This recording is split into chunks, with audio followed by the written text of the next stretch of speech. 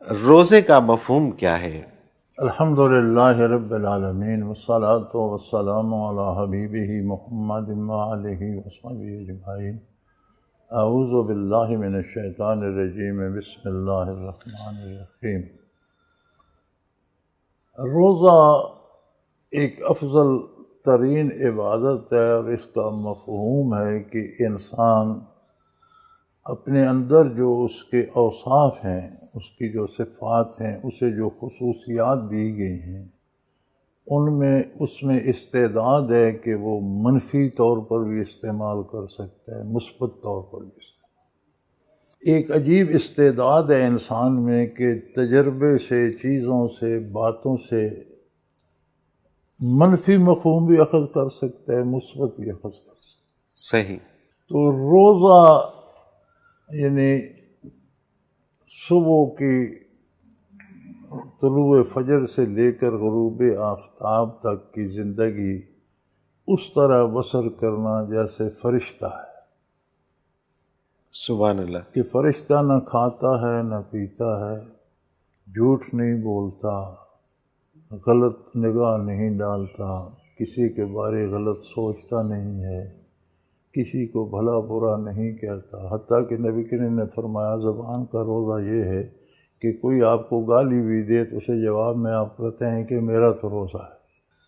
ٹھیک ہے، یعنی تم کر سکتے ہو ایسی بات، میرا تو روزہ ہے، میں زبان ناپاک نہیں کر سکتا۔ تو ان سارے اعضاء کو حدود اطاعت الہی کے اندر روک کر ایسی خصوصیات پیدا کرنا جنہیں اوصاف ملکوتی کہا جاتا ہے، فرشتے کی طرح بدن کو پاک کرنا۔ اب جب یہ ساری احتیاطیں کی جائیں تو اللہ کریم وہ پاکی بدن میں عطا کر۔ اس پاکیزگی سے اللہ کے کلام اور نبی علیہ الصلوۃ والسلام کی ارشادات کی جو کیفیات ہیں ان کو دل میں اتارنے کی توفیق نصیب ہوتی۔ سبحان اللہ۔ الفاظ کا سننا اور بات ہے، الفاظ پر عمل کرنا بھی ایک اور بات ہے۔ حقیقت یہ ہے کہ کیفیت کو دل نشیں کیا جائے، اس کیفیت کے ساتھ جب عمل کیا جاتا ہے تو وہ کروڑوں گنا بڑھ جاتا ہے۔ صحیح۔ کیونکہ اس میں دل شامل ہو جاتا ہے۔ تو روزے کا اصل مفہوم یہ ہے کہ انسان بدن کو اتنا پاک کر دے، کیونکہ بہرحال دل بھی بدن کا حصہ ہے، گوشت کا لوتھڑا ہے، دماغ بھی بدن کا حصہ ہے، اعضاء جوارح بدن کا حصہ ہیں۔ تو ان میں اگر خرابی ہوگی تو وہ مفاہیم جو احکام الہی کے ہیں یا جو نبی علیہ السلام کے ارشادات کے ہیں، وہ مفاہیم ان تک نہیں پہنچیں گے، الفاظ پہنچیں گے۔ صحیح، بالکل۔ الفاظ کی اگر یہ اطاعت بھی کریں گے تو رسماً کریں گے، دل شامل نہیں ہوگا۔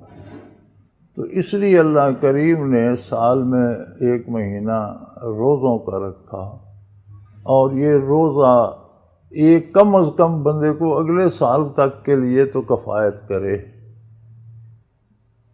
بالکل ٹھیک۔ ہمارے ہاں تو یہ ہوتا ہے نا کہ رمضان میں مسجد بھر گئی، عید کے دوسرے دن اس میں بندے خالی ہو جاتی۔ مقصد تو یہ تھا کہ اگلے رمضان تک ایسے ہی بھری رہتی، لیکن وہ تب بھری رہتی کہ ہم نے وہ کیفیات سمجھی ہوتی۔ نبی کریم صلی اللہ علیہ وسلم نے فرمایا نا کہ جس نے اس مفہوم کو نہیں جانا تو اللہ کو اس کے بھوک پیاس کی کیا ضرورت ہے۔ کوئی راشن بندی تو نہیں کی اللہ نے، بلکہ روزوں میں لوگ غیر رمضان کی نسبت 2 گنا 3 گنا خرچ کرتے۔ جی ہاں، اخراجات تو بڑھ جاتے ہیں، کھانا پینا تو زیادہ ہو جاتا ہے، لوگ زیادہ کھا جاتے ہیں، اہتمام زیادہ ہوتا ہے، غریب آدمی بھی بڑھ اپنی جاتی ہیں۔ ہمت سے بڑھ کر خرچ کر لیتا ہے کہ نہیں۔ بالکل ٹھیک تو بات۔ مقصد تو ہے کہ اعضائے بدن کو کمزور کیا جائے اور عبادات سے روح کو طاقتور کیا جائے، تاکہ نظام جو ہے بدن کا یہ روح کے کنٹرول میں آئے اور برائیوں سے بچ کر نیکی کی طرف بڑھا جائے۔ اور جو کیفیات ہیں کلام الہی میں، جو کیفیات ہیں ارشادات رسول میں، ان کو دل میں اتارا جائے، اور پھر عمل کا مزہ ہے۔ سبحان اللہ۔ اگر وہ کیفیات دل میں نہیں آ رہی تو حضور کے ارشاد کے مطابق بھوکا پیاسا رہنے کا کیا فائدہ ہے؟ اللہ کو اس کی بھوک پیاس کو اللہ نے کیا کرنا ہے؟ خاطر ایک آدمی دن بھر گالیاں بکتا ہے، ایک آدمی رشوت لیتا ہے، ایک آدمی جھوٹ بولتا ہے، جھوٹی شہادت دیتا ہے، ایک آدمی رشوت لے کر غلط فیصلے لیتا ہے، تو بھوکا پیاسا کیوں مر رہا ہے؟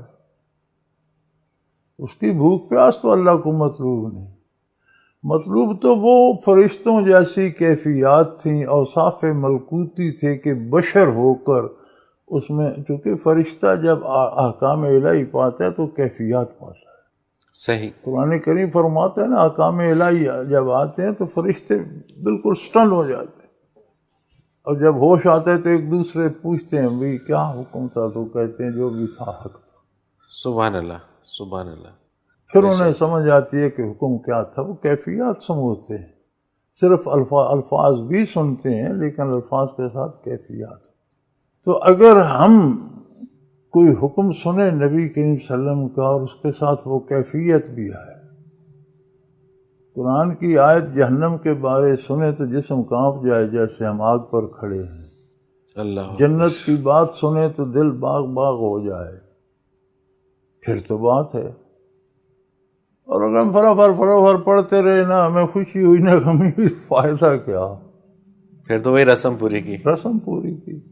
تو روزے کا مفہوم ہے کہ وجود کو لاغر کر کے عبادات سے روح کو قوت دے کر وہ استعداد پیدا کریں کہ کلام باری کی، ارشادات پیغمبر صلی اللہ علیہ وسلم کی کیفیت دل میں آئے، اور پھر دل اطاعت کا راستہ اختیار کرے اور ان منازل کو پائے جو انسان کے لیے اللہ نے عالم بالا تک مقرر کی۔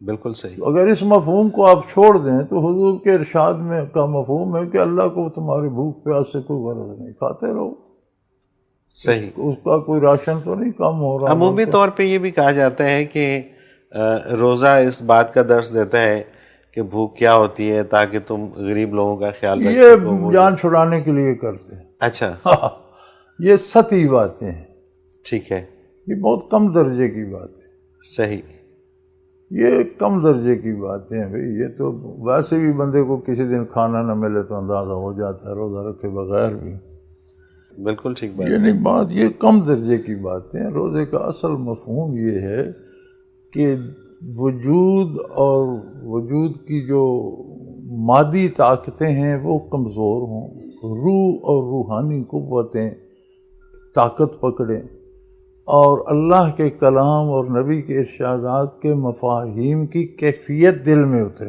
بالکل ٹھیک بات، تو یہ غریب کا خیال رکھنا، یہ سارا احکام الہی میں وہ کیفیت آئے گی تو یہ کام تو سارے ہو جائیں گے، بالکل صحیح، بالکل صحیح، زکوٰۃ دینا، صدقات دینا، غریبوں کا خیال رکھنا، یہ سارے تو احکام الہی ہیں۔ جب ان کی کیفیت دل میں آئے گی کہ ان سے اللہ کی رضا کا کتنا تعلق ہے تو یہ تو از خود ہو جائیں گے۔ یہ تو سطحی تعبیرات ہیں، جو حقیقت کو نہیں جانتے وہ یہ گمرو باندھتے رہتے ہیں۔ بلکہ وہ پچھلے رمضان میں آپ ہی نے فرمایا تھا کہ روزہ اس بات کی تربیت کرتا ہے کہ طلوع فجر سے لے کر غروب آفتاب تک آپ کا اپنا حلال رزق آپ نہیں کھا سکتے۔ اٹ مینس یہ آپ کا نہیں ہے، آپ کا نہیں، کمایا آپ نے ہے لیکن یہ اللہ کا ہے، اور جس کا ہے اس نے منع کر دیا، اس نے روک دیا۔ جب اجازت دے گا تو کھاؤ۔ تو یہاں سے ایک سبق ملتا ہے کہ ہمارا تو کچھ نہیں ہے، کچھ نہیں، ہم تو یہاں پر صرف اس کی اطاعت میں جو بھی کام کریں گے۔ بالکل صحیح، جب سب اس کا ہے، دینا اس نے ہے، تو ہم اس میں غلط شامل کیوں کریں، ناجائز کوشش کیوں کریں؟ بالکل ٹھیک، ہمارا تو ہے ہی نہیں تو پھر اس میں ہم غلط کیوں ملائیں؟ جس کا ہے وہ جتنا ہمارے پاس امانت رکھواتا ہے، جتنا ہمارے حصے کا ہے ہم کھا لیں، بے شک، جو وارثوں کا ہم چھوڑ جائیں گے۔ نبی کریم کا ارشاد ہے کہ رزق کے 3 حصے ہیں، ایک جو حلال پہ خرچ ہوتا ہے، جائز کاموں پہ خرچ ہوتا ہے، وہ آخرت کا آپ کا حصہ بن، ایک جو آپ کھا لیں، تیسرا مال وارثوں کا ہے، وہ آپ امین ہیں اس کے، صحیح، آپ کے بعد وہ اپنا وصول کر لیں گے۔ بالکل ٹھیک بات، بالکل صحیح۔ تو روزہ اس کیفیت کو سمونے کا اصل مقصد روزے کا وہ ہے۔ باقی بھائی جو نقل بھی کرتے ہیں، ہم تو دعا کرتے ہیں اللہ نقل بھی قبول کر لے، لیکن مقصد اس نے روزے کا پایا جس نے دل میں وہ کیفیات اتاری حاصل کرنے کی روزے کی وجہ سے ذریعے سے استعداد پیدا کر لی. اب یہ اللہ کا کرم ہے کہ اس نے کہا تم روزہ رکھو اس خلوص اس نیت کے ساتھ، میں تمہیں یہ استعداد دے دوں گا. حالانکہ وہ استعداد بہت قیمتی ہے. 30 روزے کیا ہیں 365 دنوں میں؟ کچھ بھی نہیں. 30 روزے کیا ہیں؟ کچھ نسبت نہیں بنتی. اللہ اکبر. لیکن اس کا انعام ہے، اس نے کہا تم تھوڑی سی کوشش تو کرو، میں تمہیں اوصاف ملکوتی عطا کر. سبحان اللہ سبحان اللہ. پھر تمہیں میری باتوں کا مزہ آئے گا.